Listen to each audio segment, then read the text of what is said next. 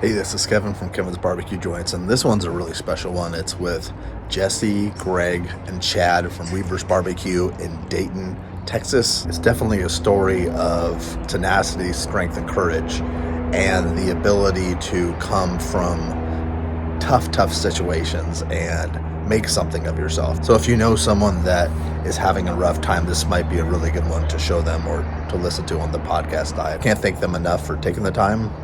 Check it out. Hey Jesse, how you doing? Hey, doing well, thanks. Yeah, so back in my early 20s, my brother had this roommate. His name is James, and he invited me to his family reunion. It was going to be in Montana in the National Forest. And so, being in my early 20s and, never really leaving Houston, I really was interested. And I was like, yeah, you know what, I'll go try it out, see what's going on. And it ended up being a national rainbow gathering with like 10,000 people out in the woods, hanging out and partying. It's like a whole village of just like free loving hippies, man. It was cool. It was That's nothing wild. like I've never seen before in my life, you know? Not many people have.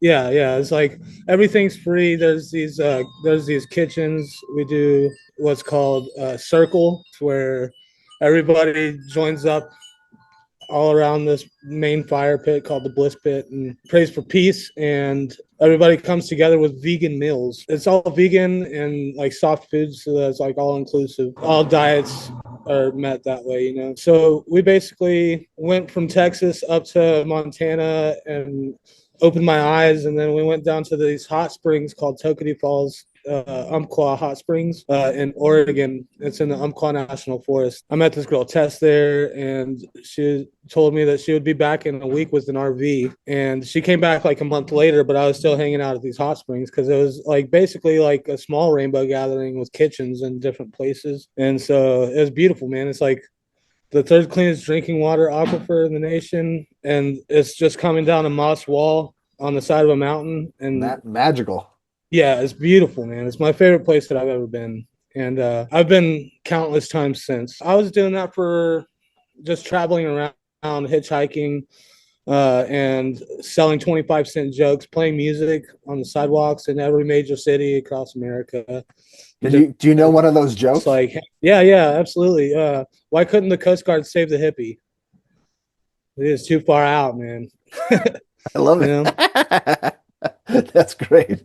I owe you a quarter. Yeah, whenever you come down, you can, Okay. or a joke for joke. I like to do it too. I'll have to think of one. I'll Yeah, get you a joke later on in the mail. yeah, man. So that was the life, man. That was pretty much all of my 20s. I was just traveling around, and something that was my favorite was just like experiencing the culture and the foods of all the different places, you know, and it really, I think it all led to here, you know. And I've taken all these experiences that I've had and tastes of all around America, and it's something that I think has helped form my palate to what it is today for all the things that I'm cooking. You know, it feels really inspired by a lot of that stuff. So, Were you eating any barbecue around the way, or was just all different types of food?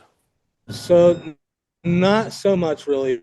It was more like just basically like there's a few places that like really impacted me. I'd say my most influential would be New Orleans, and the Cajun Creole is like huge inspiration because that's honestly what I grew up eating is here in Houston is a bunch of Cajun Creole, and so that had the most impact. And so like a bunch of seafood and like Vietnamese food, and yeah, just like a bunch of different stuff from different places. San Francisco is got a lot of different like cultures and a lot Yeah, of it's a different melting foods. pot like for Yeah, crazy. Yeah. yeah. So San Francisco is one of those hubs that really taught me a lot too. Yeah. So barbecue. I grew up eating barbecue. You know, from our place we went to was Bubba's Barbecue. It was right off of 1960. They had a rotisserie smoker in there, and I just remember going and getting baked potatoes and stuff all the time. Yeah. So growing up, I ate barbecue all the time, and so it was outside of Texas was like just different experiences. You know, trying something different. When did you know And you wanted so to get off the road? Because you were on the road for what, 8, 9 years or so? Or? Yeah. I think the real turning point was in Oregon. All three of us actually were all working up in Oregon, and that's where we all hung out the most, I think. So we were all working up there, and every time I would come home to see my family and stuff, my nieces and nephews had gotten older. I'd missed out on a bunch of different things. And so I'd say it was like right around when I turned 30, I was like, you know what, man, I'm ready to just come back home and try to start a life, because I was only getting older, and the way of the road that I was like come accustomed to was kind of dwindling fast, and politics in all these cities have all become like really against homelessness, and it kind of got scary a little bit. It's like, what's going to become of this lifestyle that me and so many of my friends still out there right now doing it? Like, what's to come of this? Yeah. And everything's grown. I want to start like a drop-in center or something, some kind of foundation to help travelers, and whether it be socks or new packs, That'd be pack great. of guitar string, yeah, stuff like that. Probably a lot more dangerous now than it was back when you did it. Right, and I feel like there's been a couple of like resource centers that I know that I frequented whenever I was traveling that are there no more. Especially after COVID.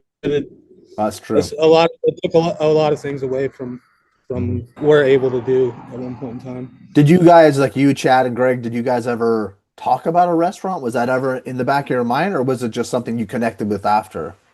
It was something that whenever Greg and I were working at the same place, and he had talked about wanting to open a food truck, and I knew that he was super skilled. And my buddy Cheddar Bill too was working in some restaurants in Denver, and so those two were going to build a menu. I was just going to be hands on deck if it came down to it, and see what could we do. And then the way of the road, we all went our separate ways. Right, we always reconnect, which is cool. So it was something that like was being talked about at one point in time, but we all just like, yeah, it was like something that like a goal that was a good idea. And my buddy Vacancy always talked about, or Nick, his name is Nick. I like that. I like that. I like their road names. I love it. Yeah, Cheddar Bill, Vacancy. That's so cool. Yeah. So the Vacancy was talking about him and his cousin would drive around with a smoker on a trailer, and they'd have all the food cooked, and they'd start a fire in the smoker and throw some onions in there. He said it's called ringing the dinner bell, and people wherever they pull up was just like come flocking, and they'd sell out a barbecue. I was like, man, that's a pretty good idea. That is. So, yeah, so I stacked up some money while working in Oregon, and I just came back down with enough money to start a business. And at that point in time, whenever I had the dollars in my pocket, I was looking for a smoker on a trailer within my budget, or a pressure washer trailer that was in my budget. And whichever one I found first, I was gonna dive deep into it and just like make it work. So you could have gone the pressure washing route. Yeah, and my oldest brother works at car dealerships and stuff too, and so I was just gonna try to get in with him. Smart. And start washing all the pre-owned vehicles, just giving them a rinse and wiping them down. Yeah.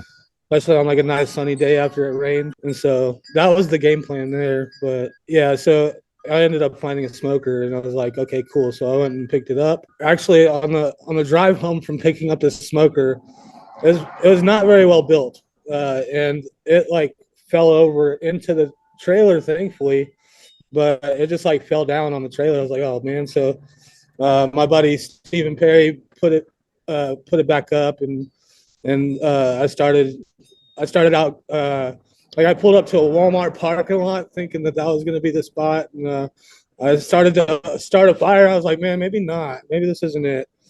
I tried going to a bar and only sold, I think, 3 or 4 sandwiches, something like that. Definitely not enough to do it again. And then I found this spot right around the corner from my brother's house, and these 2 roads. Well, it's one long road, but it was on the curve, and for like a good quarter mile in each direction, you're looking at this that you're going to go around. And I just posted up right there and turned the smoker on, and man, I started getting lines. It was crazy. I was like, man, this could actually be something, Yeah. So we just kept on building from there. And Cheddar Bill came down, and we started cooking and watching a bunch of barbecue videos like Leroy and Lewis and Chud's Barbecue, Jerby's Barbecue, and stuff like that, and like Mad Scientist, and just like kind of dove deep and just kept on researching and trying to get better at this thing. Then we came up with Texas Twinkies, our version of the Texas Twinkie, which is smoked cream cheese mixed with shredded pepper jack and chopped brisket, stuffed into a half jalapeno because that's the right ratio for the jalapeno to cream cheese to bacon, and then candied bacon smoked is The candy bacon, I think that's a great because it offsets the heat. Yeah. right. It rounds it all out, man. Uh-huh. Perfect balance of like the sweet and the heat and the savory. It's like spot on. So was Cheddar Bill, so then, because I know that Chad, he was at some restaurants, up north more? Yeah. Yeah. Yeah. So Cheddar Bill's back in Dallas now. That's where where his family and everything is at. Okay. Because he had kind of done the same thing. He was ready to get off the road, and so he went home.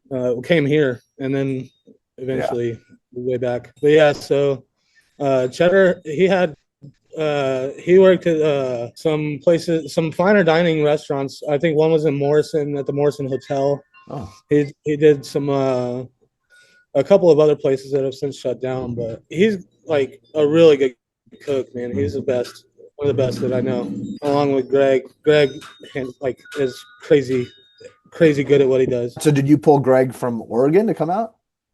Yeah, well, Greg was back on the road, and like coincidentally, he was in Galveston, like an hour away. And I was like, "Hey, dude, I need some help over here. You still know how to cook?" And he was like, "Yeah, of course." So he showed up the next day, and and we started building on the menu more and working it all out, really trying to hone it in and figure out what we can do reasonably, because you got to stop somewhere. We talked about like nixtamalizing our own corn for tortillas and all in, yeah. At some point, I mean, there's only so many hours in a day, Exactly. And if we had enough people, if we could afford enough people, we could do all those things. But like, you'd be doing a lot, like everything crazy scratch made. Yeah. But still, you're doing a lot of stuff scratch made anyways. Yeah. Right. The only thing we don't really do now is scratch made is our bread products. And, coming soon, we have a pastry chef that is supposed to be coming to join our team. And so, cool. That's good to know. So we'll be doing all of our breads and stuff from scratch. Everything here will be made completely in-house. We're excited about that. So. I'm excited. How did you find this location? And then do you want to talk about the menu, just kind of like what separates you? Because when Chad was going over the menu and then you went over the menu again, it's different. And you guys do a lot of your pickling and yeah. So my mom's late husband had passed away not long after I got back home. And I was living at my oldest brother's house, and she moved to my oldest brother's house and was renting this property out that's here. She ended up having to fix the people, and they trashed the place. It was awful. It took me like a good month of just like bringing trash out. I think it was like 7 25-yard dumpsters full. Oh my gosh. Yeah, it was ridiculous. And so while cleaning the place out, I met this guy, JT, who's now our firewood provider. Oh, cool. He has a tree service here called 24/7 Tree Service, and they also have a dumpster service. And so I met him because of the dumpster service, and he cut down one of the trees in the yard. But while one day he was working at the house, and he was like, right there on that corner, there's a food truck there right now, but they're about to be moving, and so that place is going to be open for rent. Not really sure where we were going to move forward with the barbecue business, because we had shut down and we're cleaning. We had the food truck sitting in the driveway, but we weren't planning on getting back to it till everything was done. And we weren't really planning on renting that place either. After we had a conversation with Mr. Zach, the guy who owns the property here, we were like, okay, well, why don't we go ahead and give it a shot? Not long after, Chad came down and joined up with us. So that's how we found it, trying to clean up the property so my mom could maybe sell the property and something like that. But then I talked to her about renting it, and she's like, yeah, I got you. And so, that's pretty much how we did it. We had talked to Mr. Zach a bit about expanding a little bit because we had an angel investor that saw what we were going to be able to do, and we had done it for, I'd say, maybe about 6 months or so here, um, before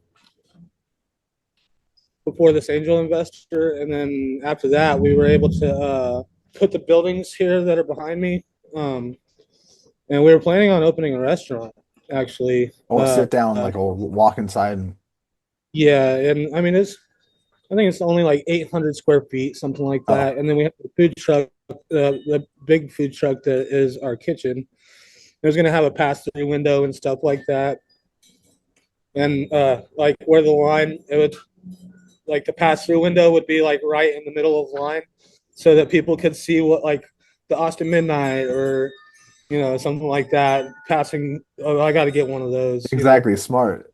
Yeah, and so but yeah, so long story short, we weren't able to get permitting for uh because of a restroom. With the septic system on this property isn't big enough for a restaurant and a gas station, and so that kind of stopped us right in our tracks. And so now these buildings behind us are our dry storage, and and yeah. So, and man, that was gonna be cool. It was, but obviously now that we look back on it, kind of blessing in disguise, because I'm not sure that would have been enough space for what we were shooting for.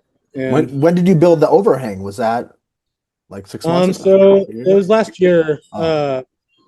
right at the beginning of summer, actually, because Daniel had wrote about us and then put us on the list, and right after, not on the top 50, but honorable mention. Yeah, which is huge. Yeah, which is huge. It's such a blessing, man. And so we were like, okay, well, we can't have people sitting inside, then we need to have some kind of coverage for them to sit out if we want them to enjoy barbecue here, especially in the heat. Like, they need some shade at least. Yeah. And so we went talked to there's this place called Graceland Buildings in Liberty, and they sold us this one for a pretty reasonable price.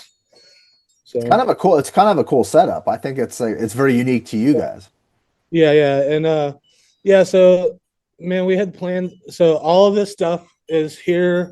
None of it's a permanent structure, and I think that's got a lot to do with our past, just being mobile as we can be. And so yeah, it's definitely a really cool vibe, and I'd say for sure that Greg has done a lot around the place to make it look a lot better. And I remember whenever we got the carport here, Greg's got this thing about Christmas lights, man. They're everywhere. And so I like that. I love that. Yeah, My mom. like Greg, you got $150 light budget. You get what you want, man. Well, that's and you know what's funny is when you say that, that's interesting because your place represents the three of you guys. Like, it represents your past life and your life set, like your mindset. That's really cool. I didn't know that. That's interesting. Yeah, we've taken a lot of it into account for sure, man, and just kind of tried to think it out as smart as we could, because this world is ever changing, and Yeah. so Evolving. It's important to be able to, evolve with it. That's the hardest part. exactly I think people are kind of stuck in their ways and don't realize you have to keep, right. progressing or like moving with the flow of the water or yeah. Right. It's not the survival of the fittest, it's the smartest of the most adaptable. I agree. Yeah, that's great. That's a great quote. What do you want people to know when they think about weavers? What's important to you for people to know about weavers? We really believe in what we're doing, and we're very passionate about it. And I think that translates into the taste that you get whenever you come here, because every place is different, and every place has their own personality. And I think that we deserve a shot if you feel so inclined to keep us in mind, because Yeah. that's a Billy Speaks quote. Well, where's that is how far away again are you from because you're on the way to Beaumont, right? Right, yeah, we're kind of split in Houston and Beaumont, kind of. I'd say we're about an hour to Beaumont or an hour to Houston, something That's like not that, bad. give or take. Yeah, not Yeah. too shabby. Yeah. Yeah, And and it's cool. It's a cool drive out here, whichever way you take. It's kind of windy roads and in the woods, which I love. I love it. yeah, I love the woods I too. love It kind getting of, here. It's great, man. Fresh air all over the place. I mean, we're also probably about like 45 minutes to an hour away from refineries, but I think that's far enough away from them to still breathe the fresh air. It's cool because we're out here, man. yeah. We're right on a corner street, so you get to see. We're like right across the street from the fire department and stuff. I love it. Yeah, it's great out here. It's definitely worth taking a trip out to come see what we have going on. And also, like we just Greg just got a greenhouse. We're gonna be starting to sell starts of herbs and veggies and stuff like that here coming soon. Oh, cool. Yeah, once this weather breaks, we've got a bunch of it lined up. So Wow. So like people can come and get food and get herbs yeah, and different things and yeah, get those starts for their gardens and stuff like that. love that. And Yeah, that's it's important. pretty And that cool. Yeah. gardening is essential in life. People don't garden enough. My parents were really big into gardening. That was their like their fun time was to go out in the backyard and garden. And Right, yeah. right. I feel like it's something that's lost, man. It's like, Mhm. or not lost, not yet, anyways. But Yeah. it's something that you don't see as often, I think, these Yeah. days. What's your ideal thing to order at Weaver's? I would say try the carnitas, try the Texas Twinkies, and try the ham. And we just started doing a blackened brown butter turkey breast that is out of this world. Oh, It's cool. great. Beaky's chicken, Beaky's hot chicken, great. They're very good. They're local? And Burger Bodega downtown in the Heights. Okay, cool. Thank you. Yeah, here's Greg. Thank you, Jesse. Got it, brother. Hello there. Hey, Greg, how are you? Good. How are you? I'm doing well. Definitely. No, I Hold up. Now, though. yeah, I'm sorry. This will Good. keep you energized for a little bit. Yeah. But yeah, can you Good. talk a little bit about your backstory, but then also the community garden and then your take on Weavers and Yeah, my name is Greg Bauman. I was originally born in Altoona, Pennsylvania, but only lived there maybe like 6 months, and then moved to Maryland. Lived all over Maryland for a long time. Spent most of my formative years in Frederick, Maryland, oh, which is a very nice area and has a great culinary scene and a great punk rock scene. So I did both. oh, that's cool. Yeah. Uh, started cooking, well, started dishwashing actually when I was like 13 at a friend of my dad's little cafe in downtown Frederick. Um, and then over like the next year or two, I just sat next to anybody that was cooking and would watch them, and they would just like let me do little things here and there because I was a kid and I showed interest, and they were friends with my family, so why not get extra hands? um, and so that was like Italian bakery sandwich kind of fresh pasta place. So it was a great first place to work because Yeah. scratch made. Um, I think almost everywhere I've worked was scratch made since then. I think I've worked maybe one or two little jobs here and there just because I needed to. But I think out of the 30 or so places I've worked around the country, I think I would say at least 20 of them were all scratch made kitchens, which is what I started bringing in here when I first got here. And so my background actually is mainly in fine dining. I did that in Frederick. I did that in Virginia, DC, Baltimore, a lot in Baltimore, actually. And then when I was in Baltimore, I had quit I was working for, I'm not going to name names, but he's a Top Chef winner, multiple time Top Chef winner. And I had worked with him for a long time and we had been friends since we were like 16, maybe. So I kind of just wanted to do something different and go back into music because I had just been working insane hours at that point. I was helping him set up, I think it was 7 of his restaurants. So there was a team of like 10 of us that were going to all these restaurants. Oh my God. I didn't even have a car at the time. So I'd have to like call somebody and be like, hey, chef, can you come to me? And these are like well-known chefs. I'm like, this nerdy little guy, like, can you come pick me up, please? Calling mom for a ride kind of thing. And so I just kind of got tired of it and wanted to go bang on some drums again for a little while. And then when I did that, a health issue had happened at the same time, and I ended up losing my apartment in Baltimore. And by that point, I had kind of been a brat to a lot of people, so I didn't really have anywhere to go. And that's when I first started living on the streets in Baltimore. This was like 16 years ago, maybe.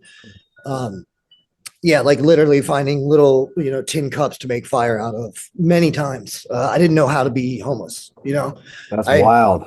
yeah, I'd grown up in a pretty well-off family. So I went from that to like literally how do I stay warm? So, I was sleeping on the heater grates that were heating all these buildings that I had walked by my entire life. And then started just asking other homeless people to kind of like teach me how to survive and not die.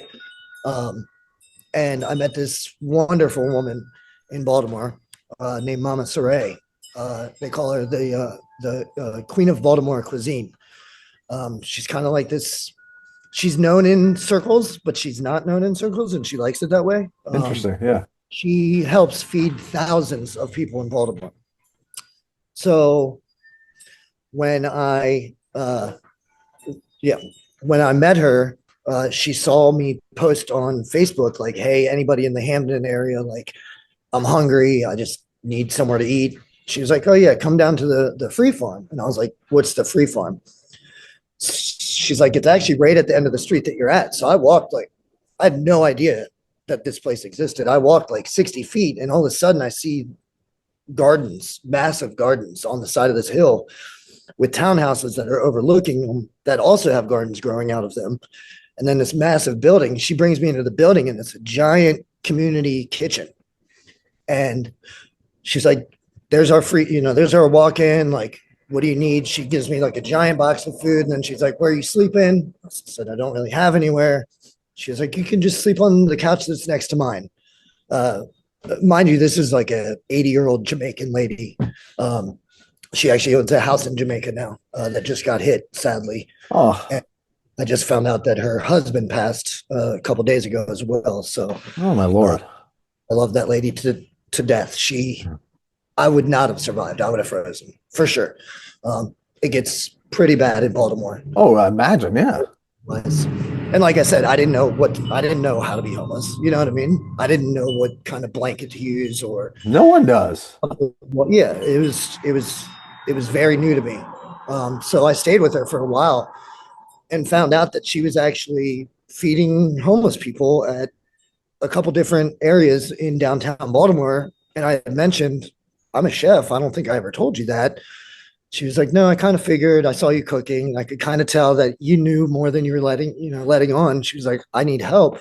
Can you be my, help?" So for months, it was me, her, and volunteers that fed thousands and thousands of people in Baltimore. During that time, I was actually living in a squat house that was right next to the Baltimore Free Farm. And nobody bothered us, no cops, nothing. Once I started painting the place and making it look nice, then we get the ticket on the door, must vacate.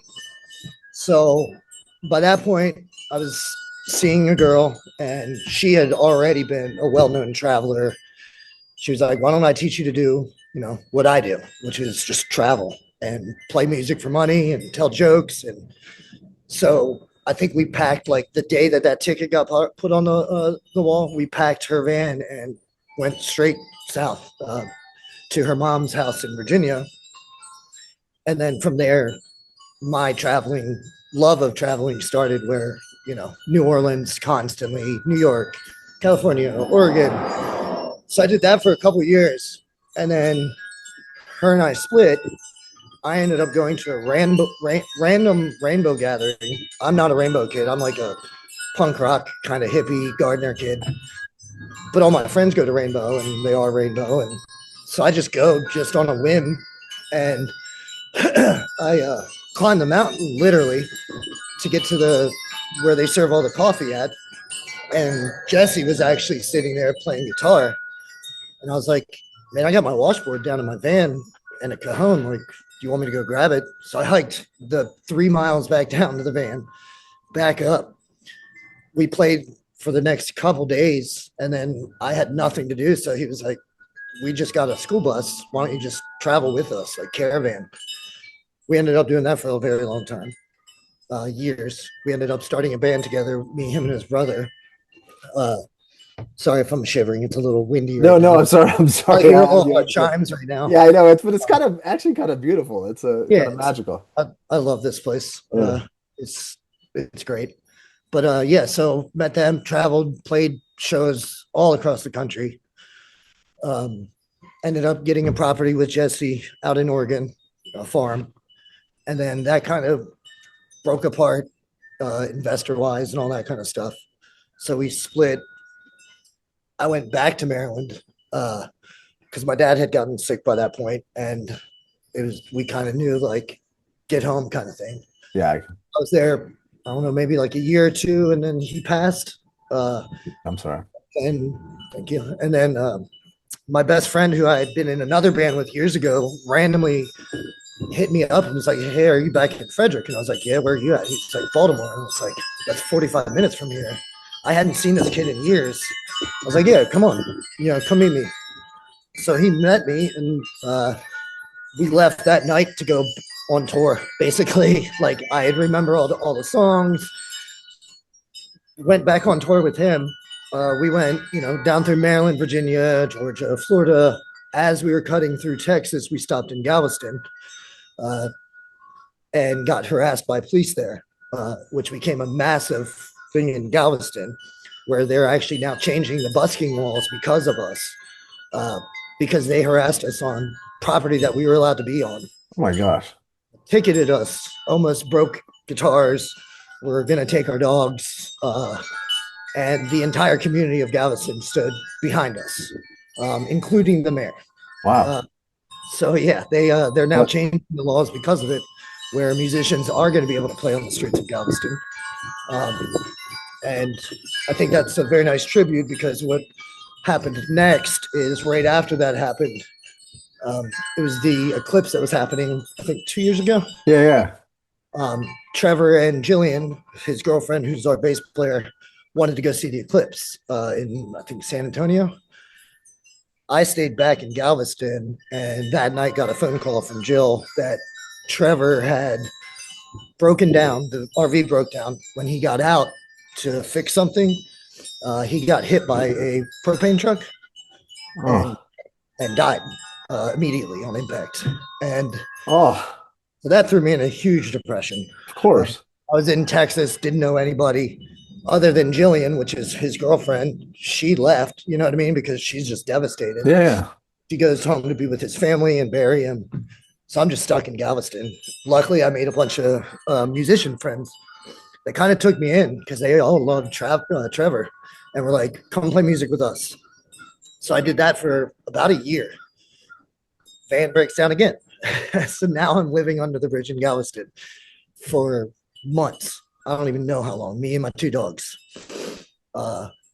It was bad. It was very hot, very gross. And out of the blue, I had not talked to Jesse in years. Out of the blue, I was giving another van of mine away. And Jesse hits me up and he's like, "My brother needs a van. Can he come get it?" I was like, "Yeah, sure." Then he's like, "What are you doing these days?" I was like, "Struggling." Struggling right now, actually. At this moment, struggling. It's very sweaty under this bridge.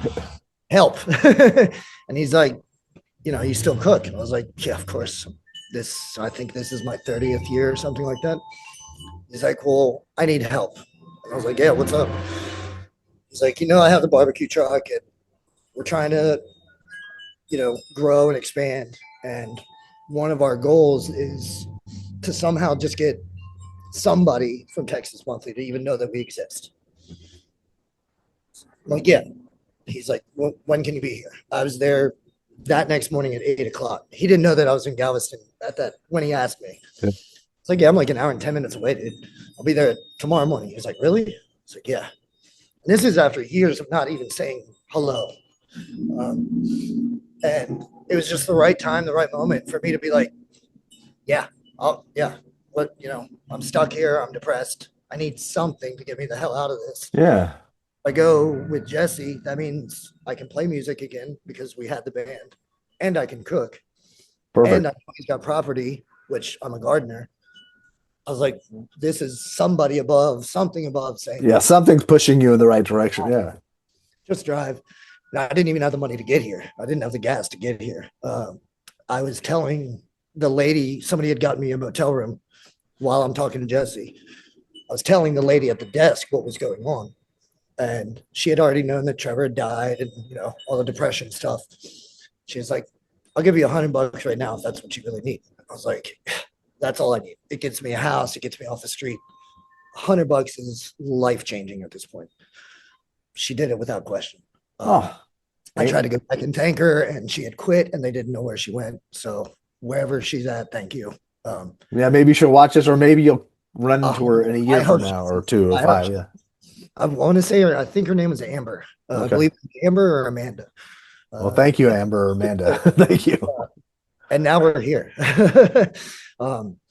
And yeah, about I think a month and a half maybe after I got here, and started like working on all the changes and helping Jesse get it organized. And this awning that I'm sitting on, there was nothing here. A month and a half later, Daniel Vaughn pulled up and got food.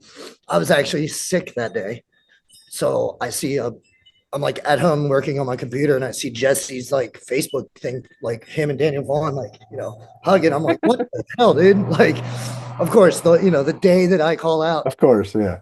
and that started the cascade of they found us. You know what I mean? We were out here in the middle of nowhere. This town is, I think, 700 people.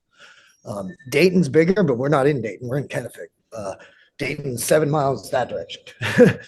And yeah, they found us, and it worked. And we just got invited to the Houston Barbecue Festival, which last year Jesse and Cheddar went as fans, and I remember them coming back as fans, like, oh my God, I got to meet this person and this person, and skip for a year later, and those people that they were very excited to meet are now our friends and in our contact lists. You know what I mean? So it's like, it's wild to us. Like, I went from not knowing where to eat to people suddenly wanting to eat everything that I'm cooking. And to me, this is crazy to me, because a year and a half ago, I was still in the van under the bridge in Galveston on 45 with my 2 dogs, seriously struggling.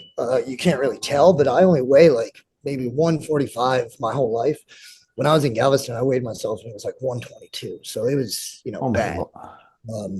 And like I said, whoever up above, maybe my dad, maybe Jesse's dad, was like, get your ass where you need to be. Yeah. You know what I mean? But also too, this is a message not only for people that are like that to learn about your guys' story, but this is like a message of courage or of just stick to it. Like, Yes. It can get bad. It can get really bad. And it's like, it's rough for a lot of people. And this is what a story. And I mean, I learned a lot of that after I had been such a naive little kid on the street 15 years ago. The next 15 years of traveling taught me, like, just push through. Today sucks. It's rainy. All your crap is wet, but at some point it's not going to be raining and you're going to go do your laundry. So just push through to the warm clothes. You know what I mean? Yeah. And also too, lets people know that everyone on the street isn't just a crazy person, or isn't like, there's a lot of people, like, it's like, that's how people I have so many great stories about the people that actually helped me when I was first in Baltimore. And one of them is a guy named George who sat next to me on a bench in Inner Harbor, and he was wearing a suit, and he started laughing because he could see that I'm homeless. I got my bags and all my crap laid out. He's like, this is going to sound weird. And he's wearing a very nice suit. Like, I can tell immediately it's a nice suit. Very well to dress, like black man dreads, just very well dressed. He's like, I'm actually homeless. Do you have anything on you to eat? And I was like, you're homeless? And he was like, I know. He's like, I'm trying to get a job right now, but I was a doctor, and this whole lawsuit happened with his wife. Actually, she was also a doctor at the practice, so the whole practice lost their right to operate, basically. So he was just trying to survive, basically, by wearing a nice suit, going in and flying everywhere. He's wearing, what I found out was an Armani suit, because he was a doctor at one point, so that was his very nice suit. I was like, what do you want to do? He's like, I want to start a cleaning company. I was like, it's actually funny that you say that because me and my sister used to own a cleaning company. And I have a friend in Baltimore that got this grant program to help clean up North Avenue, got a $180 million grant where he goes to homeless people and he'll be like, what'd you used to do? And they're, I used to be an electrician. Okay, let me get you certified. You work for me and you get one of these houses that you help me build for other homeless people. So I immediately sent George to him. He got a job with him cleaning those houses immediately. Years later, I go back to visit Baltimore, like maybe 3 years ago now. I see George walking with a bucket, and it's his little cleaning supply bucket. And he immediately sees me. He's like, oh my God, I don't remember your name, but I remember you helped me. You helped me. You introduced me to Pablo. And I was like, yeah. He's like, I worked for Pablo for like 2 years. Now I own my own company. And now I'm doing what Pablo does, where I'm giving homeless people jobs, cleaning, high rises, hotels, all that crap. And he's like, I just want to thank you. Like, That's beautiful. we're both homeless. And he was like, what are you doing now? And at the time I was in a very good band that was doing well. And I told him, he's like, we were meant to meet that day. So yeah, getting back to the point, you never know what those people have going on in their lives. Yeah, the economy's so weird that people are not too far from being homeless. Like it's not. I'm much closer to that than being a billionaire. I know that much. Same, I know that much. Same. Can you talk a little bit about Weavers and then talk about the herb program, the greenhouse? So that kind of started. So I started at Weavers and we started like getting everything more efficient. Things were in the wrong places. I came in with a chef background and was like, that should be there. So it's easier, little things like that. That started getting into let's fix this place up a little bit. Let's build, finish the stage that's sitting behind me. Put a couple plants on the stage, you know what I mean? And it started that little where I was like, I bet you I can throw these mustard seeds in the ground and we can just plant some mustard. And they grew. So then I got kind of obsessed like I usually do with gardening and kind of went a little crazy. I love that. There's a greenhouse to my left right now. I think we might be one of the only food trucks I know of that has a greenhouse attached to it. And it's a full greenhouse. I don't know if you can see it. Let's see. Can you see it? Oh, yeah.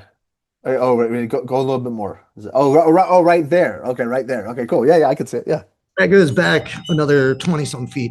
Oh, wow. There's thousands of plants going in there right now. I'm sitting next to a bunch. Oh, I can't wait to visit. Yeah, we just have this kind of stuff everywhere. Like that's fennel, chives, celery, dill, cilantro maybe, or some of those leaves. I love my mom. My mom and dad were really big gardeners, and my mom is huge. I bought before my mom passed in September. I had all these heirloom seeds that I bought from Baker Seed Company because I was gonna go when we go to, we were gonna move to Oregon. Yeah, they're the cool. Just from what I've seen online. Yeah, and their catalog. If anybody is watching, I have their catalog to look through. Just like it's like a seed nerd. Yeah, same with me. We're kindred spirits because I can. Yeah, like people look through like car magazines. I look through like gardening and like kitchen tools and like science equipment because I do a lot of modern astronomy here. We make almost all of our own. We're like 85% scratch right now. Oh, that's cool though, because I was because I've seen the jars. That's so almost like Noma stuff, kind of like So the celebrity chef I was trained under works a lot around people like that. Yeah, so I immediately started like powderizing everything when I got here, planting herbs and just doing what I had always been taught. And my brain immediately was like, I've never seen this in a food truck. So what if we try that? And once people found out, it immediately worked. And now every interview we do, we're talking about the garden or the greenhouse, which is amazing. That's the whole goal of that, is to let people know that, some of your food comes right there, from right there. Right down the street behind me is the Kennefic Civic Center. I sent a proposal. One of our guests is the mayor of Kennefic. There's a mayor here. And Daniel Vaughn thought that was pretty funny. He's like, there's a mayor? I was like, yeah, there's a mayor. We don't have our own cops, but there's a mayor. So I sent a proposal like 2 or 3 weeks ago, maybe. I wanted to build a community center because of what I had done in Baltimore. and I had seen the Baltimore Free Farm, which you can look up, Baltimore Free Farm. I had seen what they'd done, and I was like, let's just do that here, and let's do that now with the Weaver's name behind it, because by this point we had built a reputation of doing things a little differently than other places. Yeah. Let's add a greenhouse. Let's add an entire community garden, with volunteers from the school so that the kids That's so know where great. they're coming from.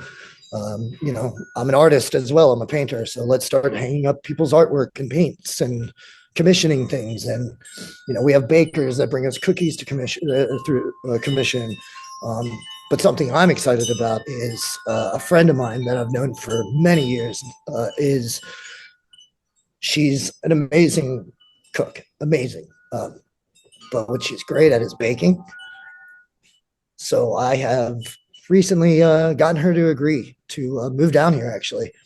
And so we're going to have on-site pastry Oh, and baking. that's a big deal. That's a very So big we're planning on, we're not buying any more bag breads after, you know what I mean? I love And that that's so something much. that we like, and it's something that's like, we specifically need Wonder Bread for this recipe or something, you know what I mean? Other than that, we're going to move to all in-house. I love that. My goal is to be as close to full scratch made as we possibly can out here, which is hard because the only grocery store we have I'm looking at, and it's a Dollar General. So I was like, screw it, I'll just grow it. I've made many jokes to Jesse because we have a pretty big property now. I was like, let's just get cows and chickens, dude. Like, screw going to the grocery store. I was like, maybe that'll like get Michelin to notice us. Like this, this is our cow. Like, Well, it sounds like it's very much like some of these Michelin star restaurants that have, or like I don't know if you've traveled through Yountville and like Yeah. seen the French Laundry across the street. They have their garden, and it's just a good, like there's something special about being able to pull a leek from the ground or be on the 100%.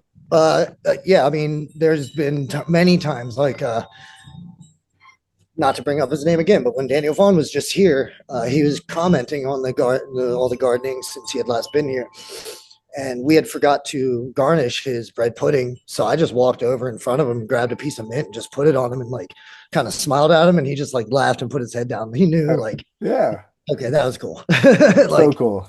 yeah, I mean, there's many times where I just joke to myself, I'm like, I've traveled a lot and I don't see food trucks doing this. You know what I mean? Like, we've talked about brick and mortars. We've talked about going somewhere, and I was like, we're not going to be able to do the same thing. So it's going to have to be a very special spot. You know what It's I mean? too special what you have, I think. 100%. And now the community is fully behind us. That had always happened, but it happened even more when they found out our story.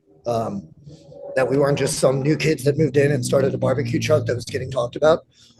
That we actually struggled our asses off to get to that point. It's a culmination of a lot of things. Yeah. Yeah. Once they found that out, they were like, how can we help you? Yeah. What would you recommend? What's your favorite thing right now on the menu? And is there any local restaurant that you can recommend? They're gonna laugh at me because it's like something that we make jokes about every single time we pull it out of the oven. The meatloaf. Years ago, That looked really good. yeah, Jesse and I had the farm. I would always like cook for everybody because I was, a former chef and blah, blah, blah. One thing I would always make was meatloaf because I was feeding, 20, 30 hippies, and they always loved my meatloaf. So when I first got here, Jesse was like, I need your opinion. Try this meatloaf. Now when I do, there's always a joke that chefs don't really eat. It's very true. I graze all day, but I don't actually like eat a meal usually. But when I do, it's our elotes and our meatloaf. Okay. That, and then the pork steak that Jesse's been doing lately. We got some tips on how to make it better, and he did. And we've used some cool kitchen tools to do so. That is great, the pork steak. So, but the meatloaf, I'll eat that. If it was in front of me right now, I'd eat it. So would I. So would I. Yeah. Yeah. I mean, people try it and they're like, yeah, I like meatloaf. And I'm like, try this. And they're like, I don't know what you guys do differently, but that's like better than my mom's. And the mom will be like standing right next to it. Oh, that's good. I know, just kind of awkward, but good. Yeah. So yeah, the meatloaf turkey, our turkey's Okay. the best. It's the best. Excellent. That's the best turkey I've ever had in my life. And obviously the bread pudding that I make, which is like the That talk. looked really Yeah, good. that's we can't make enough of this. We're about to. We have a handyman that fixes all of our equipment, and he is working on fixing our oven. We've never had an oven. I've been cooking out of an oven that's like you get a Walmart kind of thing, but like a commercial version, you know. Yeah. But it's like this big, so I can only do like one bread pudding, you know. So I'm about to be able to do 8 bread puddings. That's great. To me, that's huge. Yeah. And, you know, having a stove next to me, I haven't had that the entire time I've been here. I've been using 2 little burners, like camp burners, to do all the sides and all the weird stuff that I've been doing. So that's going to be a huge upgrade. Actually having a station that is fully functioning. Because right now I'm working with a toaster oven. And You're doing an amazing job. It just shows. Yeah. It shows that you could be, you know, scrappy. That's a thing. Yeah. And working like for the chef that I used to work for, because he did a lot of competitions. He taught all of us how to work like in very small spaces. Because for a competition, something that you don't see is you'll see one chef on camera. Behind him, he's got like 15 or 20 doing all the stuff. Yeah. I was sometimes one of those cooks. So we all had to learn to like keep our elbows very tight, and you know, so a food truck kind of worked out perfect for me. Yeah. I would like more space in the food truck though. Yeah, It's definitely. tight in there. It's very tight in there. So maybe that's what we'll upgrade is the food truck. Yeah, my history, I've worked in fast casual restaurants pretty much exclusively throughout my career in restaurants. When I was in college, I worked at a venue in Philly that's no longer operating. It's called Warm Daddies. And they used to have, it was dinner only service. It was 2 brothers that opened up the chain. And they had live music every night, every Sunday. They had like a soul food Sunday after church brunch. That was an all you can eat like breakfast brunch, which was really cool. Yeah. And then I moved to Austin. I was messing up in school. My brother was living just off of Bee Caves in South Austin. Yeah. And I worked at a restaurant down there called Pluckers, which is a wing bar. That was a really cool time being 21 and living in Austin. And Yeah. and then after I left Austin, I went back to school. And then I worked for a while for an Israeli chocolate restaurant that had multiple restaurants. There was one in Philadelphia. I don't know if you're familiar, but it was downtown on Walnut Street. Okay. Kind of. Yeah. And so I was a server there. And then I moved to New York City and I was a server at their, it was in Manhattan. So it's a place called Max Brenner. And so I was a server in their Manhattan restaurant.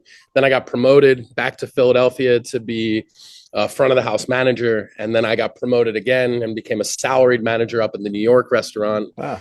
And then after I left the New York restaurant, I said I was never going to work in restaurants again. And here I am as an owner operator in down here. And so I can never quite get away. Wait, so how do you connect to Greg and to Jesse? Like, did you go to Oregon? Because you were in Oregon, right? Mm-hmm. Yeah. So I started traveling when I was 25. I hit the road for a little while. But back in it was before COVID. So my mother passed away in 2018. Oh, I'm sorry. I was in, thank you. So my mother passed away in 2018. I was in Philly at that time working at Max Brenner. I then took that promotion to go up. And then in 2019, I left the restaurant, said I wasn't going to work anymore, hit the road, went to LA, hitchhiked up the 5. I didn't do the PCH that time. And then I went to Oregon, ended up in Oregon rather, met Jesse, met Greg because the 2 of them were traveling together, making music together. And then, so that's how I met them, was on the road. But how did you know about that world? Did you research it or something? Or No. So I was actually so mentioned in the last conversation that we had with Connor with On Three, that have been living a sober-ish lifestyle for a long time now. And really, when I hit the road, it was out of like a really a fit of mania, because I was a drug addict. I was an alcoholic. When I was living a more traditional lifestyle, when I was in New York, I was drinking regularly.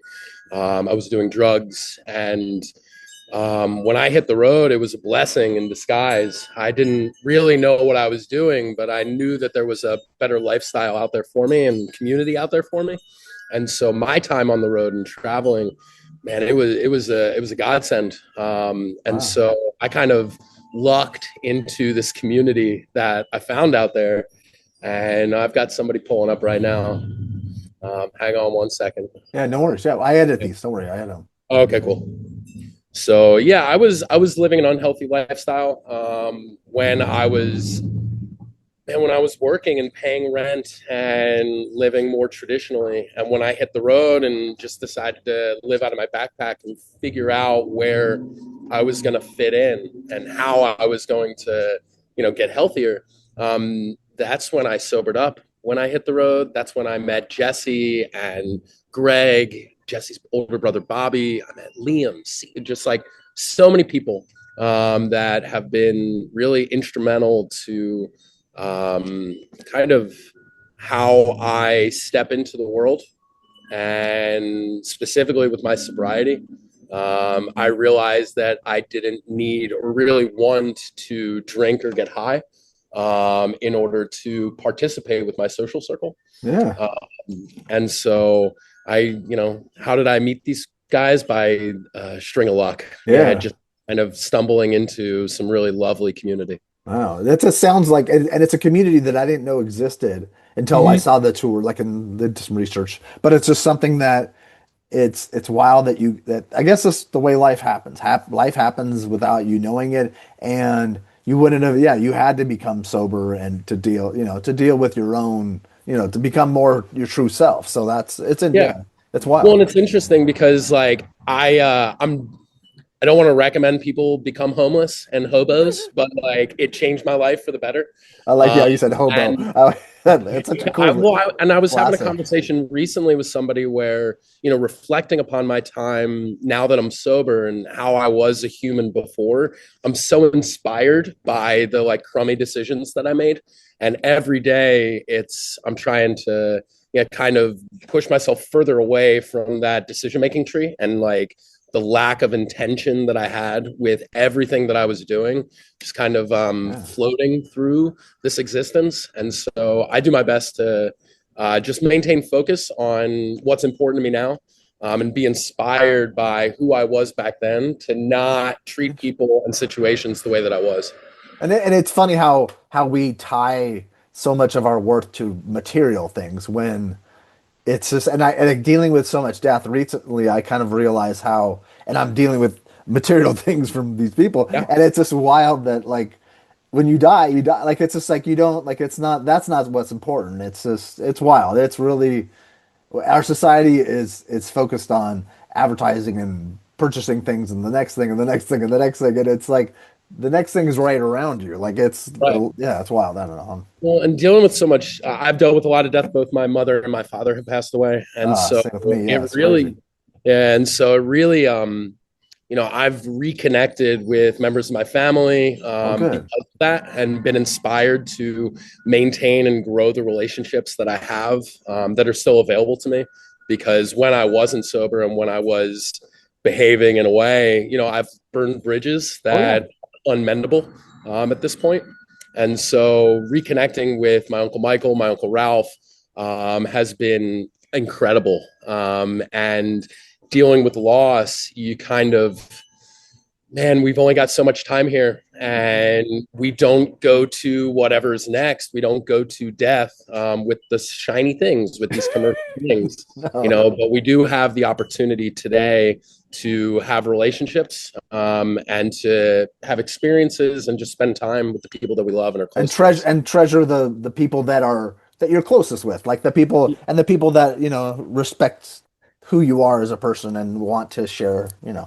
Yeah, No, no, 100%. yeah. I've never been homeless, but I've been through a lot. Like it makes you realize what's important. Absolutely. So And then, also through that homelessness experience that I had, I realized that I don't need material things to be very happy, interesting. to have fulfillment in this life. And I would say that, our phones, right? This internet thing that is created takes us further away from the natural human experience and interactions that we have. Yeah. And so there's a duality there that's really interesting where the modern conveniences takes us away in some ways from what's really important. Yeah. No, I was watching something recently on the internet, but it was talking about a guy saying when you go for a walk, like say you go for a 20-minute, 30-minute walk, which is important to clean, don't bring your phone or Right. turn it off completely because you can't think. You can't if you're always feeling text or feeling like or it's yeah, you need to break away from that. And I leave my phone now, especially because I don't need to worry about because I was taking care of my mom for 9 years, 24/7. She was living with me and I was taking care of her. I was always on edge because I was like, but now I leave my phone in the other room and I sleep so much better. Like Yeah, it's yeah, yeah, of course. Yeah, not bringing the screen to bed is huge. Or just stupid. leaving it all the way on the other side of the room. I need a lot, Yeah. but Yeah, that's true that you do. Okay, so let's talk about what makes Weavers special to you and what are your favorite things right now on the Weavers menu? Because I could okay. talk to you guys. I apologize. Like I could talk to you guys for 5 hours, but I don't know how much I people have. You know, they they're trained. Their attention spans are small. But no, I am loving this. I'm loving this. yeah. So what makes Weavers special to me? That's a really good question. I think it's just, going back to community and spending time with people that we love and care about. For me, it's just about doing really cool stuff with really cool people that I love very much. Yeah. And it just happens to be with food right now. Before it was sticking our thumbs out and traveling around or playing music on the street or selling jokes. But now it's, you know, creating and building a menu that is as from scratch as possible, and introducing to us and to our guests delicious, yummy stuff, and just showing up every day, and working hard. And I think the just doing cool stuff with cool people, I think, Uh, is the most important thing to me. Um, and I mean, we're doing really, really delicious, awesome things out of a very small space. yeah. My favorite things on the menu were trying to be more chef driven and chef forward with our sides specifically. Everyone smokes good brisket, right? The turkey breast is my favorite bite on our sliced meats menu. Yeah. But the sides specifically that we've been working on and introducing to the menu are my favorite bites recently. Jesse makes a really great creamy spinach that we garnish with cured egg yolks that we microplane right on top. That pairs really nicely with turkey, and so doing turkey Florentines instead of chicken, a more traditional chicken Florentine. Oh, Greg has been working on curry, brisket curry, and we've been workshopping some naan to pair with that. And Greg has made Greek yogurt, so scratch made Greek yogurt to make our naan to pair with brisket curry is super super yummy. Um, oh, what else? What else is good? Jesse makes a great corn makshu, which is like a Cajun creamed corn. A really great place for sausage to go. So you cook that down and then scrape up the fond, and it's a really nice way for us to do a corn product that isn't just elotes. As yummy as elotes are, and it pairs really beautifully with brisket, but the corn makshu is really really nice. Just the other day, we there's a crawfish restaurant here in town that we're friends with the operators, and they do really good work. And we partnered with them, and they gave us their boiled crawfish, and then we made a crawfish chowder out of it, and that was awesome. We sold out of it we did like 5 gallons, and that was gone by the end of lunch. And so Love where it. we are is this like Cajun Creole section of Texas, where it's like right in that belt, and super influenced by these like Cajun flavors. And so doing a crawfish bisque or crawfish chowder. We've got another one planned for next week where we took the boiled crawfish and then put it on the smoker. And so we're going to do a smoked crawfish chowder. Oh, that sounds so good. It's so good. And so, What are your hours and what do you, yeah. Okay. That's what I think that'd be important for people to know. Absolutely. So we're open Thursday through Sunday. We open around 11. We shoot for 11 o'clock, but want to make sure that we're opening the windows with a full menu. And then we serve Thursday, Friday, and Saturday until 8 p.m. Once we sell out of barbecue, we transition into our smash burgers menu. And then on Sundays, we open again around 11, and then we serve until 5 p.m. Okay. We've started doing brunch menu items on Sunday with scratch-made honey butter biscuits with scratch-made sausage gravy. We've done breakfast sandwiches. I really would love to get into doing like croque madames and croque monsieurs. I think makes a lot of sense. Yeah. But yeah, Thursday through Sunday, 11 a.m. approximately. Stop on by. We've got good food. Thank you so much. This was phenomenal. And all your guys' stories are so rich, and Thank you. like I could have done like an hour and a half, 2 hours on each one of you. Let's do another hour sometime soon. Let's do it. Let's just reconnect. Maybe we do like monthly or whatever. Let's 100%. We'll all sit around. We'll sip something warm and have a deep dive into it. And then as it gets, like, people will see the changing seasons throughout this too. 100%. Yeah, And we're then- not huddled up. And I'll be able to hit the road in like March. But like a lot of the stuff. Oh, cool. Yeah, if you can make your way out here, that'd be great. Oh, without a doubt. Again, sorry for your loss, and I appreciate you taking the time. I appreciate all you guys. Thank you so much.